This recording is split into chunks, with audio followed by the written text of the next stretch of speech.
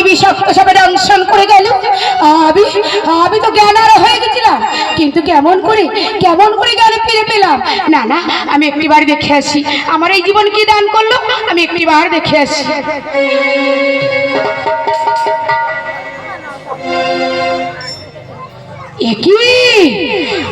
আমি যে এই মেয়েটা মেরে ওই পাহাড়ের খাতে কচু বলে ছুড়ে ফেলে দিয়েছি, আবার এসে আমার ভোলানাথের বাপ পাশে দাঁড়িয়েছে। না না, ওই মেয়েটার আমি একটা চোখ অন্ধ করেছি, মেয়েটা লজ্জা হয়নি আমার এই পিছনের আঘাত দিয়ে, ওর আমি আর একটা চোখ অন্ধ করবো। কি করছো পার্বতী?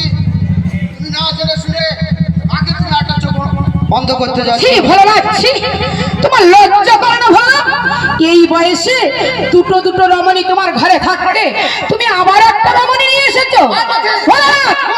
তোমার এই পোড়ার মুখ তুমি আনলে না ভোলানাথ, তোমার এই পোড়ার মুখ এই ভক্ত বিন্দুদের সামনে তুমি আনলে না ভোলানাথ। তোমার লজ্জা করা উচিত ভোলানাথ, তোমার লজ্জা থাকা উচিত।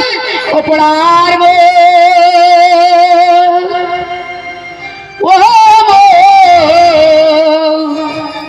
ও তুমি নেহের না,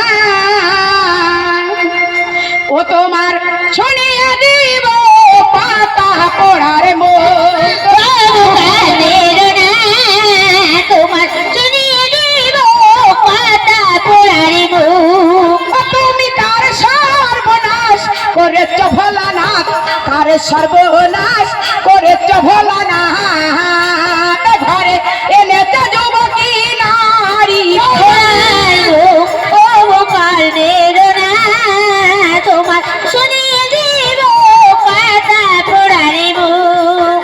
তোমার মাথায় জটা হাতে কেশর না, মাথায় জটা হাতে কেশর না, তোমার পরনে বাহাগের পড়ার মুখ।